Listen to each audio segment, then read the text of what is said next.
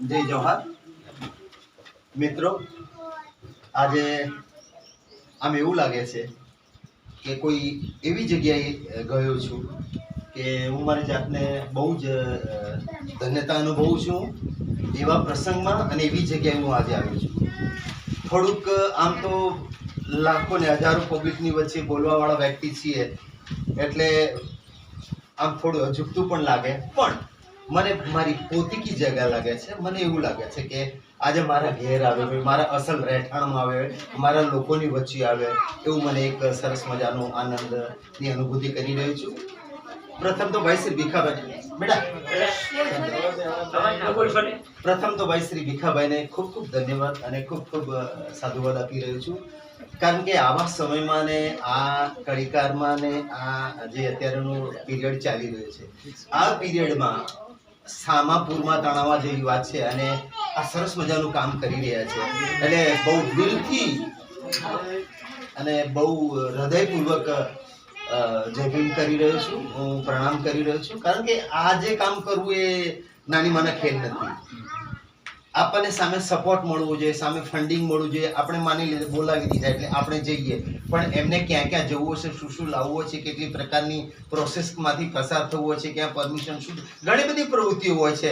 ફંડિંગથી માંડીને તમામ વસ્તુઓ એ કેવી રીતે મેનેજ કરતા હોય છે એમનો જીવ જાણતો હોય છે. પણ હું ખરા દિલથી એમને ખૂબ ખૂબ ખૂબ આભાર માનું છું અને મને અહીંયા આજે બોલાવ્યો. જો ઘણી જગ્યાએ બોલતા હોઈએ છીએ પણ એ બહુ જુદું છે. પણ આજે અહીંયા જે બોલું છું કે એક મુખ્ય મહેમાન તરીકે જ્યારે મારી વરણી કરી હોય અને મારે બોલવાની જવાબદારી મારી વધી જતી હોય છે, જ્યાં બીજી જગ્યાએ બોલતા હોય એ અહીંયા નથી બોલી શકાતું, કારણ કે એક જવાબદાર વ્યક્તિ તરીકે બોલવાનું હોય છે. પણ મને એક ફરીથી દિલથી વાત કરું કે બધાની વચ્ચે મને ખૂબ આનંદ થયો છે. વાત કરીએ છીએ આપણે સંકલ્પ ભૂમિ બુદ્ધ વિહાર.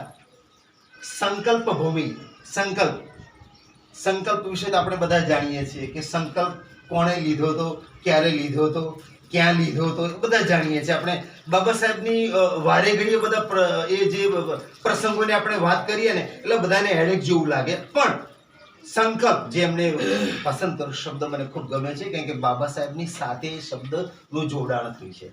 અને બાબા સાહેબ એટલે હમણાં મેં બહાર પણ વાત કરી કે બાબા સાહેબ એટલે મસ્ત મોટું નામ. ધન દોલતથી મૂલવાય ના એવા ઊંચા તમારા દામ છે, ધન દોલતથી મૂલવાય ના એવા ઊંચા તમારા દામ છે. બાબા સાહેબ તમને તો મારા દિલથી પ્રણામ છે. બાબા સાહેબ વિશે આપણે જેટલું પણ કહીએ એટલું ઓછું છે અને એમના નખ બરોબર પણ નથી. આપણે બધા બાબા સાહેબના નખ બરોબર પણ નથી એ સમયમાં. અત્યારે જો આટલી બધી જુઓ આપણે ક્યાં ક્યાં, હું થોડી કડવી વાતો પણ કરીશ, કડવી વાતો મારે કહેવી છે, કડવી વાતો પણ કરીશ. આપણે કેટલા વાગે મળવાનું, કેટલા વાગે આપણે ક્યાં પાછા પડીએ છીએ. મારી એક ફિલ્મ આવે છે સિમ્બોલ ઓફ ધ નોલેજ. મેં પોતે નેપાળી પિક્ચરમાં હીરો તરીકે કામ કર્યું, ગુજરાતી કરી, રાજસ્થાની કરી, કન્નડ કરી અને બીજી ભાષાઓની પણ કરી. હમણાં સુદીપ કુમાર સાથે મારી એક સાઉથની ફિલ્મ આવે છે, બધી હીરો તરીકે જ કરી છે. પણ દુઃખની વાત એ છે કે આમાંથી કોઈ જાણતું નહીં હોય. નરેશભાઈ કનોડિયાની મારી 4 ફિલ્મો આવી છે.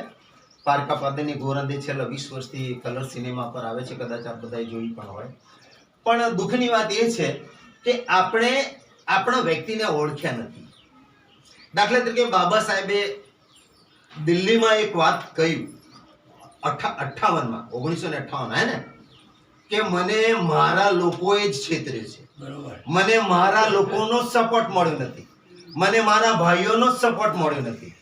ભીખાભાઈ સાથે પણ થયું હશે. આજે આપણે બધા જોઈ રહ્યા છે, નામ 50 જણાના હતા, છીએ કેટલા, અને હજુ તો એમ કે છે કે અમે નીકળીએ છીએ. એટલે એ આપણે ક્યાં ફાઇટ આપવાની છે, આપણી સોચ પર આપણે ફાઇટ આપવાની છે. આપણે ક્યાં પાછા પડે છે. 25-30 કરોડ લોકો જે આટલી મોટી સંખ્યામાં આપણે બધા છીએ, છતાં આપણે ક્યાં પાછા પડીએ. તો સિમ્બોલ ઓફ નોલેજમાં મેં જે લીધું છે એ આ જ વસ્તુ લીધી છે. મનુસ્મૃતિ એટલે શું એનું વિવરણ બતાવ્યું છે, મનુસ્મૃતિનું પૂરેપૂરું વિવરણ બતાવ્યું છે. બાબા સાહેબે કેમ સળગાવી, તમે શું માનો છો યાર બાબા સાહેબ? તમે બાબા સાહેબને માનો છો શું?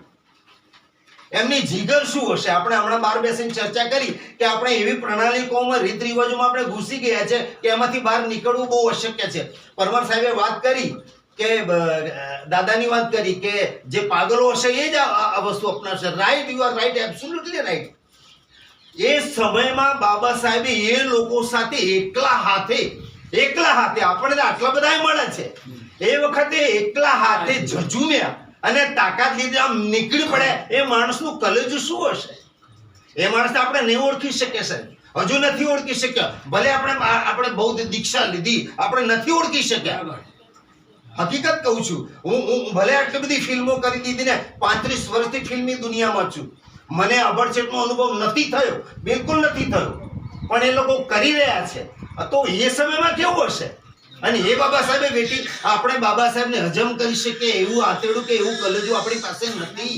આપણે એમને હજમ કરવાનું છે, આપણે એમને વાંચવાના નથી, એમને એકદમ ઘોડીને પી જવાના છે. ત્યારે તમે ફાઇટ આપી શકશો અને ત્યારે તમે કોઈને જવાબ આપી શકશો તમામ ક્ષેત્રમાં.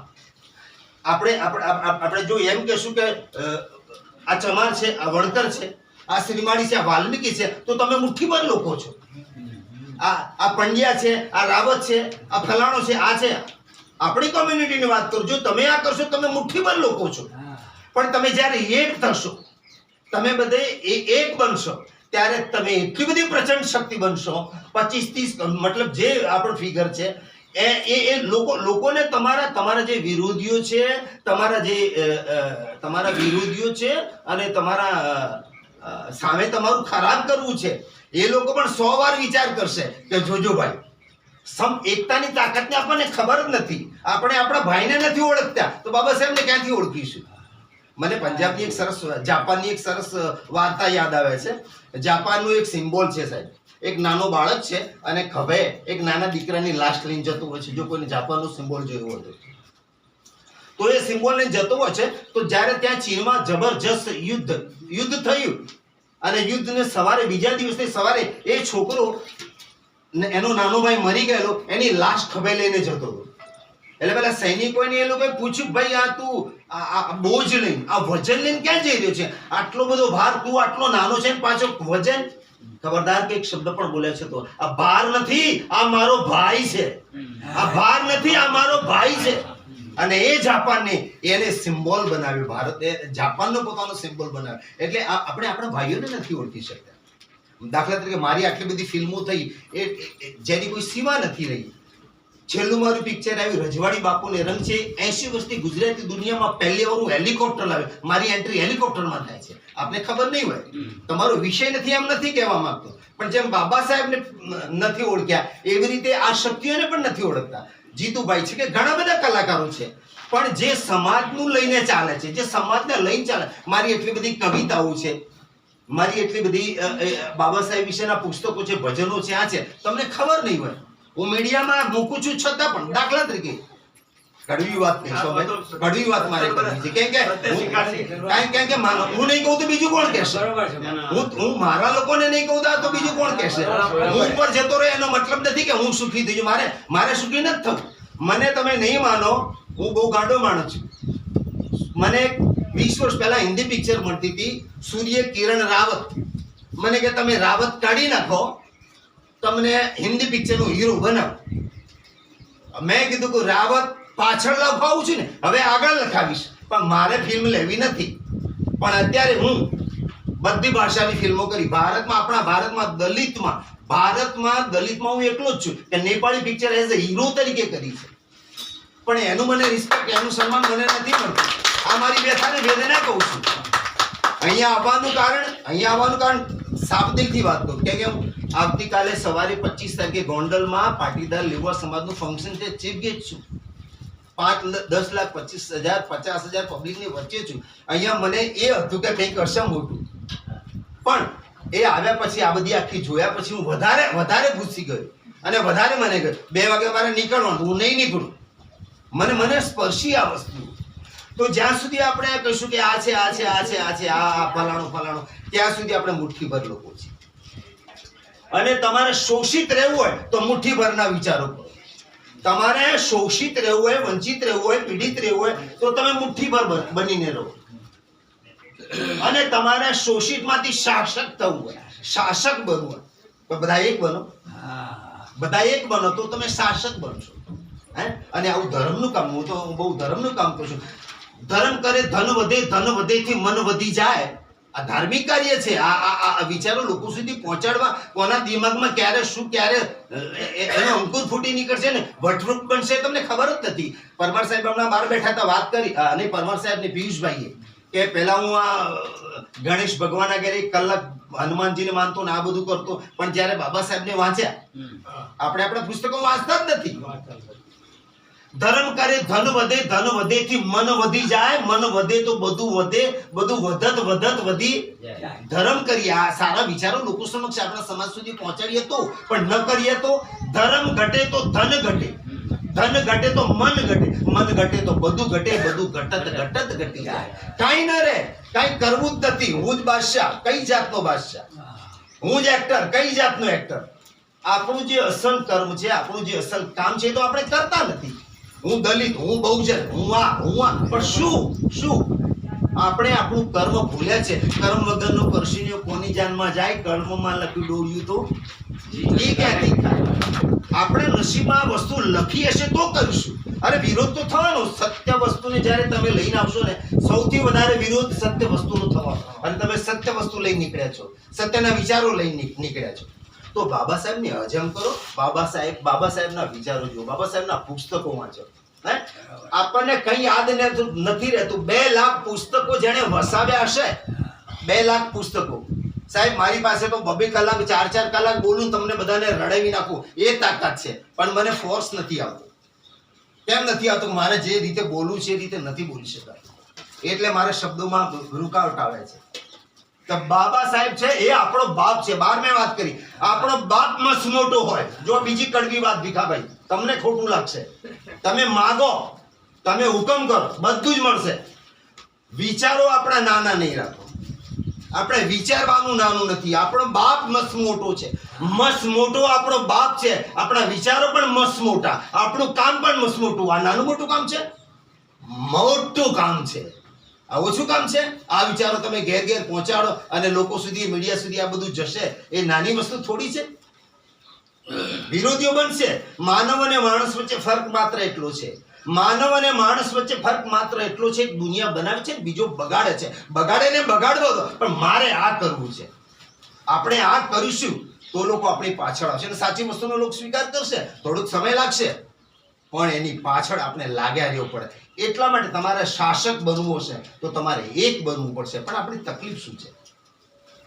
જમવાનું હોય તો કેટલા લોકો આવે? વધારે.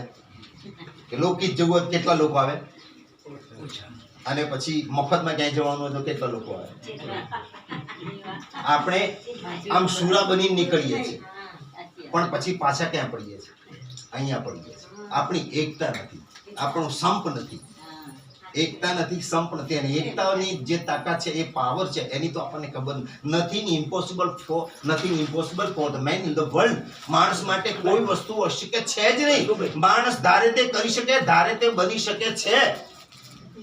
પણ આ વિચારો આપણી પાસે હોય તો, અને વિચારો ન હોય તો આપણે ક્યાંય પહોંચી શકતા નથી. બોલવું તો ઘણું બધું છે, પણ સમયનો અભાવ છે અને બધાને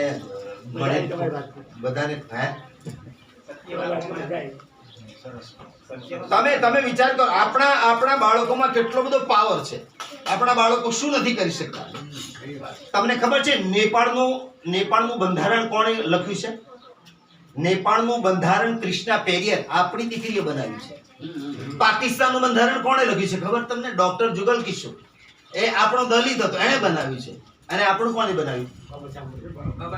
તમારામાં છે, બધું જ છે.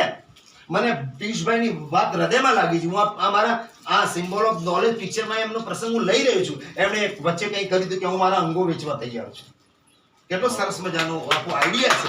હું મારો અંગો વેચવા, જો ગુજરાત ત્યાં બધી વસ્તુઓ વેચાતી હોય તો હું મારો અંગો વેચવા તૈયાર છું. મારા અંગોની કિંમત છે. હે, आंख दिया कुछ देखन को, नाक दिया कुछ बासन को, आंख दिया कुछ देखन को, नाक दिया कुछ बासन को, हाथ दिया दान देवन को, पेट दिया लाज खोवन को और मुख दिया भाषण को. ભાષણ કરો, સારા શબ્દો વાપરવા માટે આપણે આ બધી વસ્તુ આપેલી છે. આપણે જે વસ્તુઓ છે બધાની તાકાત છે આપણી પાસે. એટલે આપણા બધાએ એક બનવાની જરૂર છે અને દિલથી એક બનો, પ્રેક્ટિકલ બનો. આજે રામચંદ્ર ભગવાન ત્યાં અયોધ્યામાં, હું તો કલા એક્ટર માણસ છું, એટલે મારે દરેક સમુદાય સાથે વ્યવસાયિક રીતે બધા સાથે જોડાવું. બાબુ સાહેબની વાત કરું, મારી ફિલ્મ આવે છે રગ રગ મેં રાજપૂત.